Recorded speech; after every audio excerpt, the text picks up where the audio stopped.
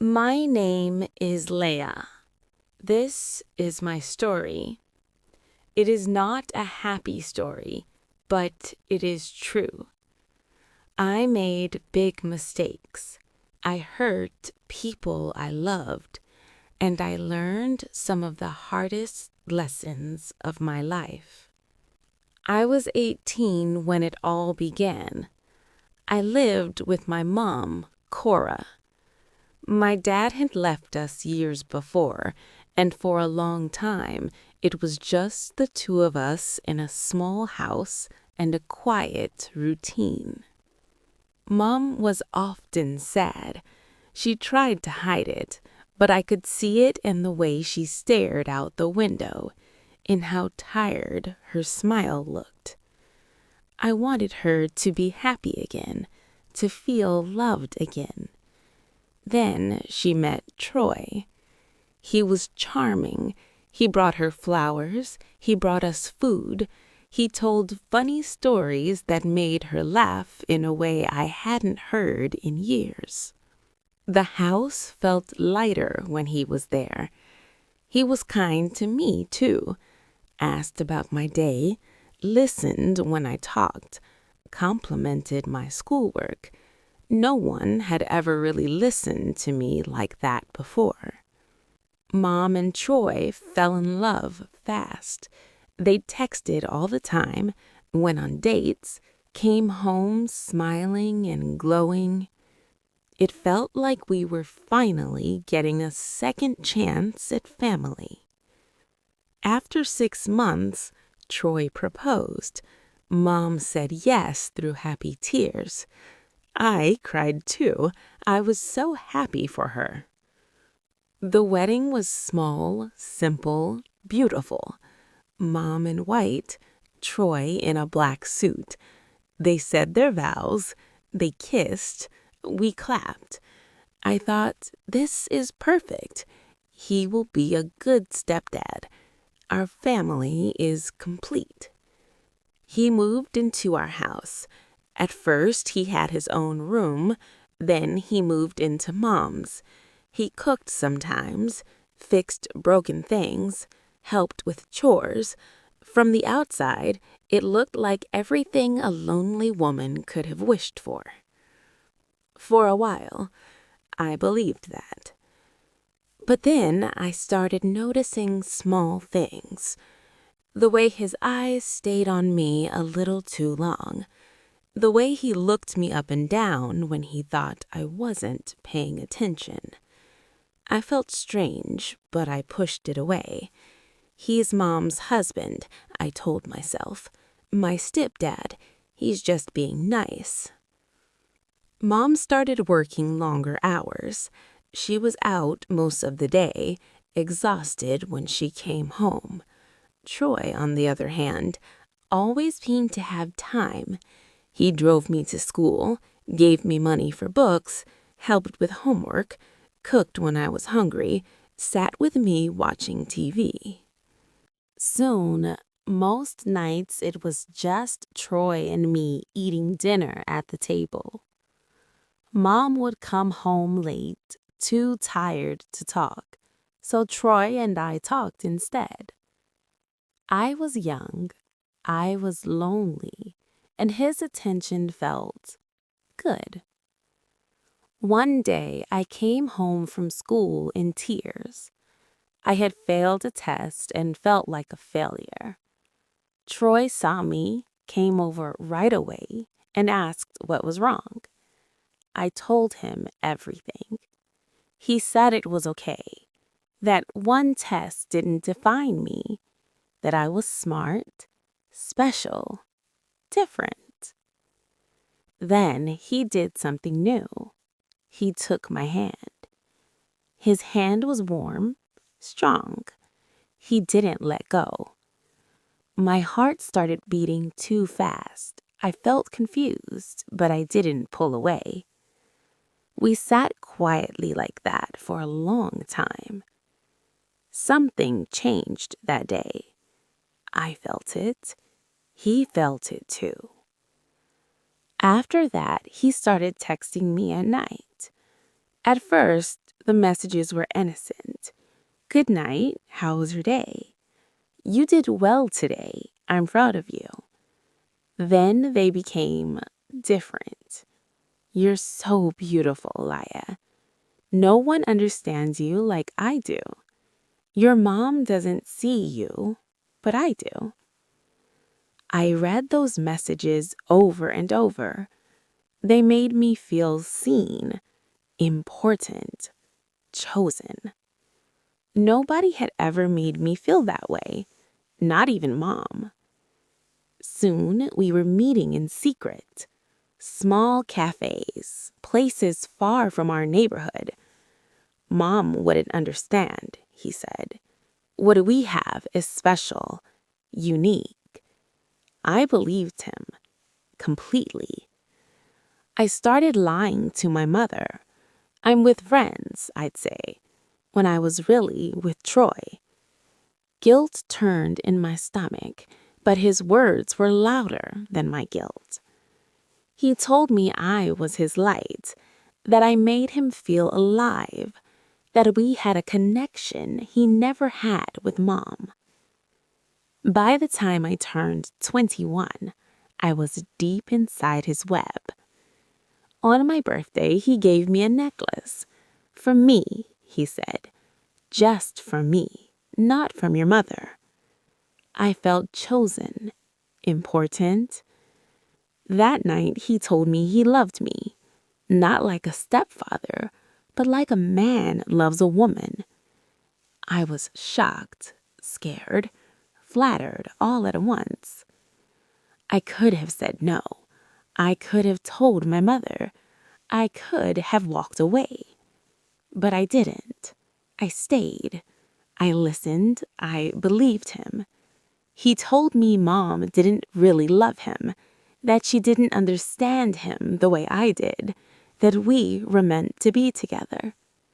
He said he couldn't live without me, that I was his soulmate, and I, young, confused, starving for love, decided to believe those words. He told me his plan. He would divorce my mother. Then he and I would be together. A new life, just the two of us. I cried at night thinking about Mom. I knew it would destroy her. But Troy's voice in my head was stronger. He filed for divorce. He never told her the real reason. I didn't either, not then. Mom was broken. She cried for days. I don't understand, she kept saying. And I stayed silent. The divorce took months. When it was done, Troy was free. Then he proposed to me.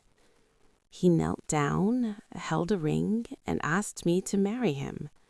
I said yes. I thought it was romantic.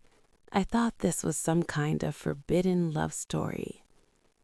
When Mom found out about us, it crushed her. She came to see me, screaming, crying, shaking. You took my husband, she said. You broke my heart. You're my daughter. How could you? Her words cut deep, but I refused to listen. I told myself she didn't understand our love. The town turned against me. Friends stopped talking to me. People called me names, homewrecker, traitor, worse. It hurt, but I told myself love is worth it. One day they'll see. We married anyway. A small, cold wedding. Very few guests. Very few smiles.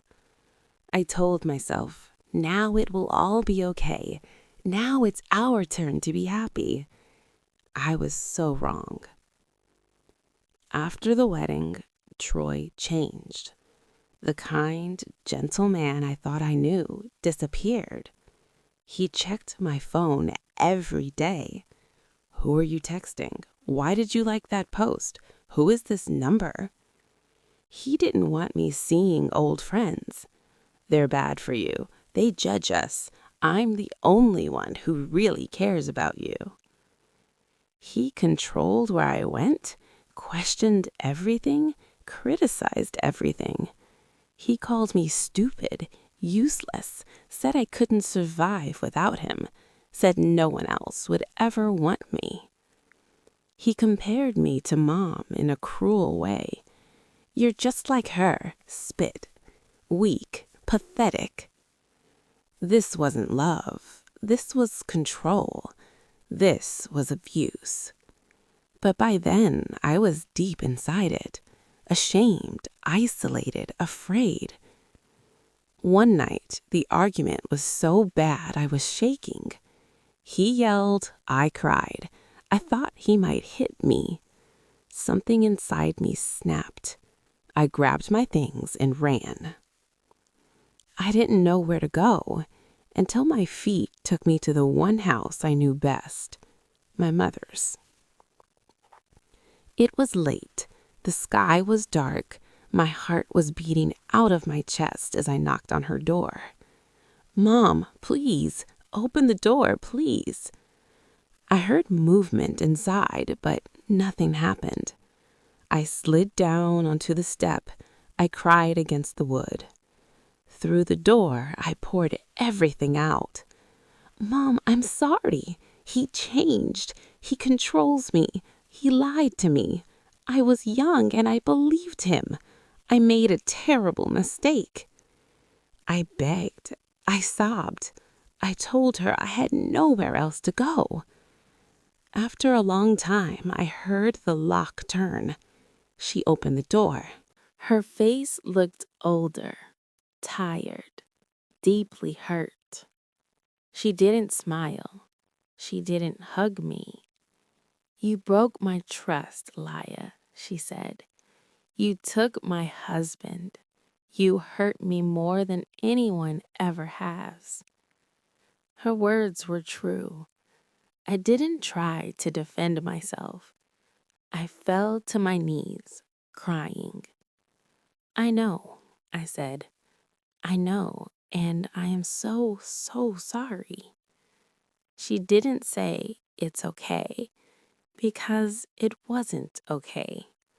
But she stepped aside. Come in, she said quietly. And that was the beginning of my healing. I decided to leave Troy. He told me I'd be nothing without him, that I couldn't survive. But his voice finally sounded small. I found a lawyer, started the divorce process. It was long. It was painful. People talked about me again, judged me again. But this time, I knew I was doing the right thing. I went to therapy. I talked about Troy, about my choices, about my guilt and shame. My therapist helped me see what I couldn't see at 18. That what Troy did was not love. It was manipulation, grooming, control. That my longing to feel special had made me easy to use. That my loneliness had been a door he walked through. I started slowly rebuilding my relationship with my mother. It did not happen in one apology. It happened over years. I visited her. Sometimes she talked. Sometimes she sat in silence. Sometimes she barely looked at me. I accepted it. I stayed. One day she made me a cup of coffee. She didn't say much, just placed it in front of me. My hands shook as I took it. Thank you, I whispered. It was a small moment, but to me it was everything. Another day she asked, Are you eating? Are you sleeping? Her voice was soft, but it was full of concern.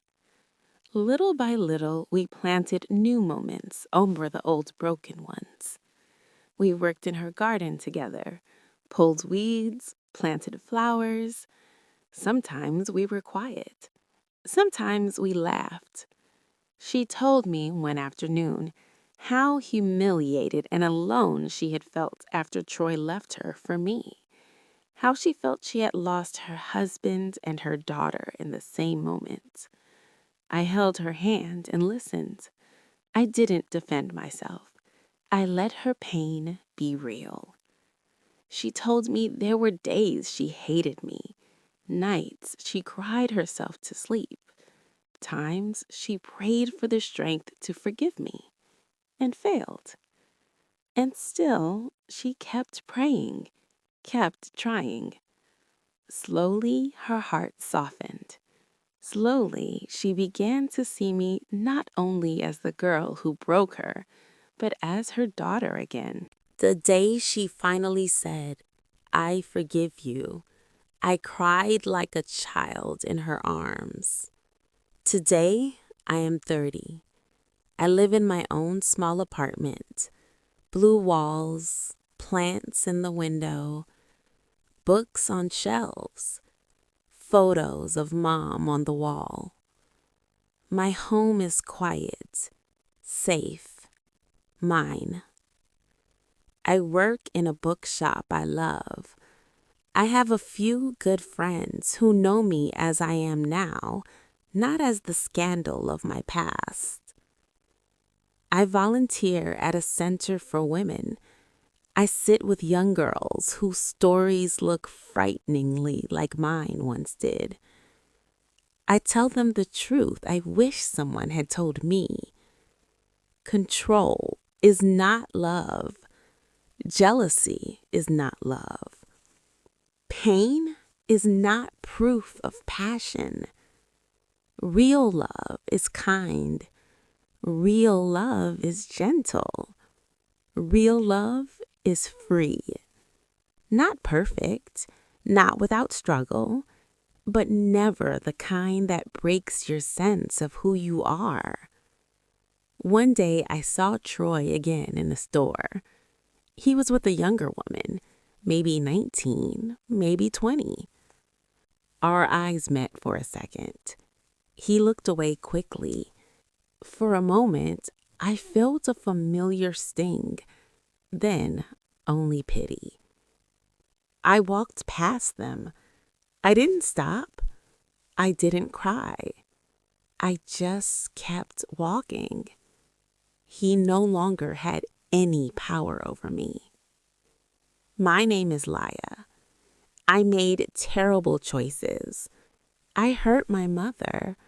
I hurt myself. But I am not only my mistakes. I am also the woman who faced them, who took responsibility, who chose healing, who rebuilt love where she had broken it. If any part of my story feels like yours, hear me. You can leave what is breaking you. You can seek help. You can be forgiven. You can forgive yourself. You are not beyond repair. You are not your worst moment. You deserve real love. And real love will never ask you to destroy yourself to prove it. This is my story. This is my truth. And somehow, after everything, my life is beautiful again.